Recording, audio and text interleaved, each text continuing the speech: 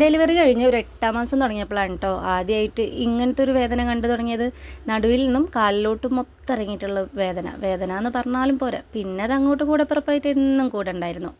കഴിഞ്ഞ കുറച്ച് ദിവസമായിട്ട് നല്ല പെയിനായിരുന്നു. അങ്ങനെ ഞങ്ങൾ ജില്ലാ ആശുപത്രിയിലൊക്കെ വന്ന് ഡോക്ടറൊക്കെ കാണിച്ച് മെഡിസിനൊക്കെ വാങ്ങിയിട്ടോ. അവിടെ കുറേ നേരം ഈ ക്ഷമയില്ലാണ്ട് വെയിറ്റ് ചെയ്ത് നിന്നുകൊണ്ടാണെന്ന് അറിയില്ല, നല്ല വിശപ്പ് എന്ന് പറഞ്ഞാൽ കൊണ്ടുപോകണ വിശപ്പ്. അങ്ങനെ ഞങ്ങളൊരു ഹോട്ടലിൽ കയറിയിട്ട് ഫുഡ് അടിക്കാമെന്ന് വെച്ചാൽ നട്ടുച്ചയായി സമയമെങ്കിലും ഇക്കാക്ക് പൊറാട്ടയും ബീഫും മതി കേട്ടോ. അതിൻ്റെ കൂടെ ഒരു ഗ്രേവി ഉണ്ടായിരുന്നു. ഈ നല്ല വിശന്നിട്ടിരിക്കുമ്പോഴേ ഒരു വായി ബീഫും പൊറാട്ടയൊക്കെ അങ്ങനെ അകത്തോട്ട് പോയാലുള്ള ആ ഒരു ഫീലിങ്സ് അത് കഴിച്ചെന്നെ അറിയണല്ലേ, പറഞ്ഞാൽ മനസ്സിലാവില്ല. ഈ വരണ്ട് കിടക്കുന്ന പാടത്ത് കുറച്ച് വെള്ളം ഒഴിച്ചു എന്ന് പറഞ്ഞാൽ ഉണ്ടാകുമ്പോൾ ആ ഒരു കുളിർമയുണ്ടല്ലോ, അതാണ് കേട്ടോ. അങ്ങനെ ഞാൻ ഫ്രൈഡ് റൈസ് ആയിരുന്നു ഓർഡർ ചെയ്തിട്ടുണ്ടായിരുന്നത്. ചിക്കൻ ഫ്രൈഡ് റൈസ് ആയിരുന്നു. ഒരു പാത്രം നിറച്ചും ഫ്രൈഡ് റൈസ് ഉണ്ടോ, ഞാൻ അത് ഫുള്ളൊന്നും കഴിക്കില്ല. അങ്ങനെ ഫസ്റ്റ് ഇതാ ഗ്രീൻ സോസും പിന്നെ ചോപ്പ് സോസ് മീൻസ് ടൊമാറ്റോ സോസൊക്കെ ഒഴിച്ച് കൈ കൊണ്ട് തന്നെ ഉണ്ടോ ഞാൻ കഴിക്കുന്നത്. കാരണം എനിക്ക് അങ്ങനെ കഴിച്ചാലാണ് ഒരു എന്താ പറയുക ഒരു തൃപ്തി. അങ്ങനെ നല്ല ചൂടുണ്ടായിരുന്നു. ചൂടോടെ ഫ്രൈഡ് റൈസൊക്കെ അകത്ത് പോയപ്പോഴേ നല്ലൊരു ആശ്വാസം.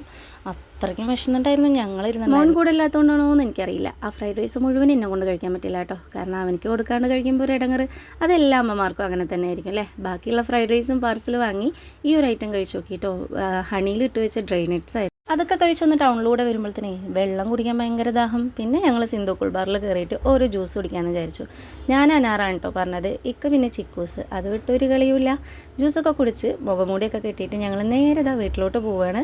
നാളെ റമദാൻ ആരംഭമല്ലേ, അതുകൊണ്ട് കുറച്ച് സാധനങ്ങളൊക്കെ പർച്ചേസ് ചെയ്തു. അപ്പോൾ അത്രേ ഉള്ളൂ. Okay, beta.